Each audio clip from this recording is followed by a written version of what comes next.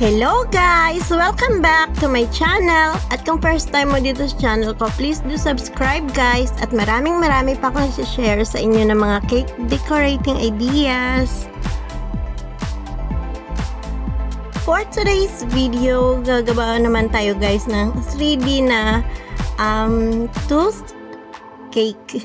Yes guys, 3D siya na tooth cake. Yung pinakabagang natin guys, yun yung gagawin ko. Kasi ano siya, yun yung pinaka-perfect sa akin na para gawin na cake kasi meron siyang apat na yung root.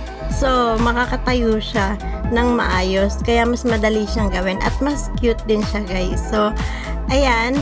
Bali, itong cake natin ay moist chocolate cake. Syempre, bali, ito yung 4 inches lang to guys. And then, kinarve ko lang siya para matanggalan natin siya ng 4 sides. Bali yan, para magmukha siyang tooth. And then, syempre, ayaw ko siyang i-carve ng bongga para marami pa rin yung cake na matitira. So, ang ginawa ko, sa icing na lang natin dalhin yung ating decoration. So, yan guys, bali ang gamit kong icing dito guys ay non-dairy whipped cream kasi for me, ito na yung pinaka-stable na frosting para sa akin. Bali yan, gamit yung ating spatula, kinikinis lang natin. Pero syempre, hindi siya lahat-lahat maano ng ating spatula. Hindi siya mapapakinis ng ating spatula kasi 'di ba, ang ating spatula ay stainless, so hindi siya flexible. So gagamitan natin siya ng clear acetate. Bali, yung clear acetate, yung pinaka-thin lang yung ginagamit ko dyan kasi para mas makinis siya. Pero depende guys sa mga inaano ko, sa mga pinagagamitan ko. Minsan medyo makapal din yung acetate na ginagamit ko. Kapag medyo matigas yung ating icing, and then kapag sobrang lambot naman ng ating icing, ay yung pinaka-thin talaga, as in thin film talaga yan na acetate yung ginagamit ko para mas makinis. Kaya sa ganon ay hindi niya nasusugat yung ating pinaka-icing. So, itong cake nga palang to guys, ay hindi to siya order. Bali, ginawa ko tong cake na to para sa aking special friend dito sa aming lugar. Yun guys.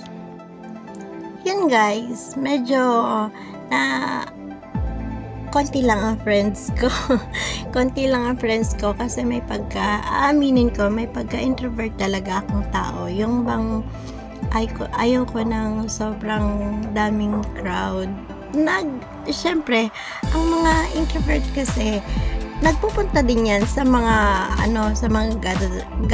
gatherings. Syempre, yan, bulol na siya. Napunta din sila. Punta din kami. Yung kunwari may birthday, yung ganyan. Pero hindi lahat ng gatherings na ino-offer sa amin ay pinupuntahan namin. Mas, kumbaga, parang mas pinipili pa namin yung katahimikan. Yung ganun. Basta ganun. Mas, for me, personally, ganyan. Mas pinipili ko pa yung nandun lang ako sa bahay, and then I create things everyday na dinediscover ko yung aking mga skills na hindi ko pa nadidiscover sa loob ng bahay ko lang din. And then, marami akong ginagawa sa bahay. Masyado akong busy, ganyan. Pero, yung sabing lumabas pa, honestly, I find it, a waste of time. Kasi, lumalabas lang ako. Kunwari, pag-meet sa mga, special na tao. Special na tao. Hindi naman, kumbaga yung kung saan kami komportable, yung ganon, mas pinipili namin ganon. Yung tahimik lang. Pero kapag yung nakasama namin yung mga taong ang kasundo namin at feel namin na gusto din kami, doon yung kami makikitang madaldal. Kaya nag-aano yung attitude namin sa um, may depende doon sa kausap namin. Yun. Kumbaga, kung hindi tayo masyadong close, syempre, bakit naman ako mag-open up ng to the highest level, di ba? Ganun. Casual communication lang. Pero kapag kasama na namin yung mga kaibigan namin na feel namin na tinuturing kaming tunay na kaibigan, ay doon kami makikitang dumadaldal. So, ayan, kukunti lang talaga ang aking kaibigan. Pero, okay ako sa ganon. Hindi ako nakukulangan, ganyan, kunti lang. Kasi, choice ko na yun. Hindi dahil sa masama ang ugali ko, kaya konti ang kaibigan ko. Hindi lang talaga ako sanay sa sobrang daming kasi guys, medyo hindi ko alam kung na-trauma ako o nadala ako sa sobrang daming tao na kapag nakipagkaibigan ako, kasi ay yung sobra-sobra, yung bang ibibigay, yung parang jowa na yung yung parang jowa na yung na ibibigay mo lahat. Pero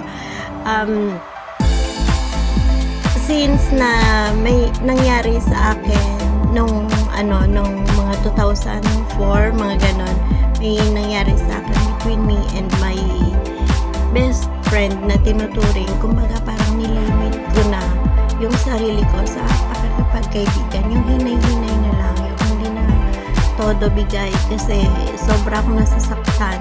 Yung parang nagkakaroon na tayo ng boyfriend kapag ka ganun, na kapag ka feel mo na betray ka, ganyan, ay nasasaktan ka ng bongga. So, ayan, happy birthday ulit sa aking special friend na si Nitz. Thank you so much for all your love and support.